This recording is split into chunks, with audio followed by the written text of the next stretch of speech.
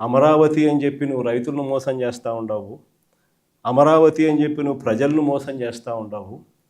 ఆ అమరావతిలో రోడ్లు వేయడానికే, కరెంట్ వేయడానికే, డ్రైనేజ్ వ్యవస్థ నెలకొల్పడానికే, నీళ్ళు ఇవ్వడానికే, ఇలాంటి బేసిక్ వసతులు కల్పించడం కోసమే నువ్వంతటి నువ్వే ఎకరాకు 2 కోట్లు ఖర్చు అవుతుంది అని చెప్పి నువ్వంతటి నువ్వే సెంట్రల్ గవర్నమెంట్కు డిపిఆర్లు ఇచ్చినావు, నువ్వంతకు నువ్వే బ్యాంకులకు డిపిఆర్లు ఇచ్చినావు. ఈ లెక్కన 50,000 ఎకరాలకే 1,00,000 కోట్లకే దిక్కు లేదనుకుంటే మరో 50,000 ఎకరాలని చెప్పి నువ్వు మళ్ళా తీసుకుంటూ 1,00,000 ఎకరాల అమరావతి అని చెప్తూ ఆ 1,00,000 ఎకరాలకు 2,00,000 కోట్లు తేవాలి అని అంటే ఆ 2,00,000 కోట్లతో నువ్వు నిరంతరం రోడ్లు వేస్తూనే ఉంటావు, నువ్వు నిరంతరం కరెంట్ ఇచ్చే కార్యక్రమమే జరుగుతూ ఉంటుంది, నువ్వు నిరంతరం డ్రైనేజ్ పనులే చేస్తూ ఉంటావు, నువ్వు నిరంతరం నీళ్ళు ఇచ్చేదాని కోసమే నువ్వు అవస్థ పడతా ఉంటే ఇక రాజధాని ఎప్పుడు వస్తుంది? ఎన్ని దశాబ్దాలు పడుతుంది? ఇప్పటికే 12 ఏళ్ళు అయిపోయింది 2014 నుంచి ఇప్పటికే దిక్కు దివానం లేదు. ఇంకా ఎన్ని దశాబ్దాలు పడుతుందో తెలియదు. డబ్బంతా రోడ్లకే ఖర్చు అవుతుంది, డబ్బంతా కరెంట్ వేయడానికి ఖర్చు అవుతుంది, డబ్బంతా డ్రైనేజీలు పెట్టడానికే ఖర్చు అవుతుంది.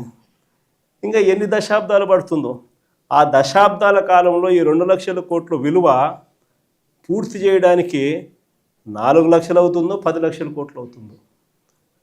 చివరికి 12 ఏళ్ళ తర్వాత కూడా ఈ పొద్దు రాష్ట్రానికి రాజధాని లేదు. ఇంకా 20 ఏళ్ళ తర్వాత కూడా మన పరిస్థితి ఏమిటి అంటే అప్పుడు కూడా రాష్ట్రానికి రాజధాని కనిపించదయ్యా. అయ్యా చంద్రబాబు, ఇది మానుకో. ఆ 2 లక్షల కోట్లలో 10% పెడితే చాలు, 10% పెడితే చాలు. మేము ఇంతకుముందు మంచి ఆలోచన చెప్పినా నేను నీకు. ఇంతకుముందు ప్లాన్ ఏ కింద రాష్ట్రంలో అన్నిటికన్నా పెద్ద సిటీ విశాఖపట్నం, దాంట్లో పెడితే అసలు ఎటువంటి ఖర్చు అవసరం లేదు. కర్నూలులో న్యాయ రాజధాని కింద అప్పట్లో కర్నూలుకు మనం మాటిచ్చినాము, అది నెరవేరుస్తూ అక్కడ న్యాయ రాజధాని పెడుతూ ఇక్కడే అమరావతిలో లెజిస్లేటివ్ శాసన రాజధానిని కూడా తీసుకొస్తే బాగుంటుందయ్యా అని చెప్తే నానా యాగి చేసి రాజకీయాలు చేసి అది వద్దు అన్నారు. సరే పోనీ, అది వద్దు. పోనీ ఈ ప్రాంతంలో అయినా కానీ నువ్వు చేసే పనికి అసలు రాజధాని లేకుండా పోతుందయ్యా. ఆ పని చేయకుండా కనీసం ఇక్కడైనా ఆలోచన చేయి. మచిలీపట్నంలో నువ్వు కాదయ్యా పోర్టు కట్టింది, మేము కట్టాం. మచిలీపట్నంలో పోర్టు మనం కట్టాం.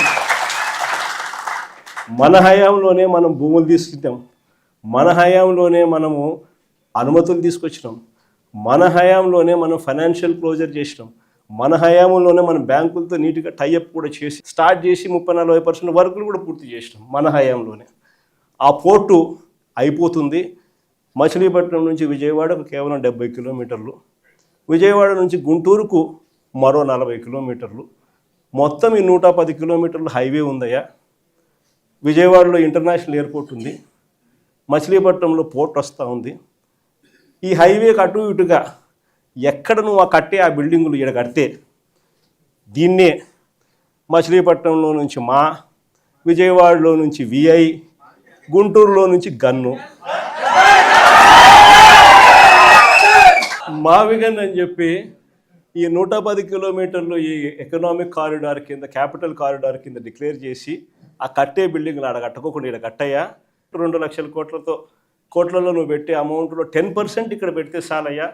ఆ రోడ్ల కనెక్టివిటీని కొంచెం ఇంప్రూవ్ చేస్తే చాలు, బ్రహ్మాండమైన రాజధాని ఇక్కడే తయారవుతుంది. డే 1 నుంచే రాజధాని వస్తుంది, ఒక గ్రోత్ ఇంజిన్ తయారవుతుంది. కనీసం 20 ఏళ్ళ తర్వాత అయినా మన పిల్లలు ఉద్యోగాల కోసం ఎక్కడికెక్కడికో పోవాల్సిన అవసరం లేకుండా మా మావిగంలోనే ఉద్యోగాలు దొరుకుతాయ్యా అని అని చిలకకి చెప్పినట్టు చెప్పినా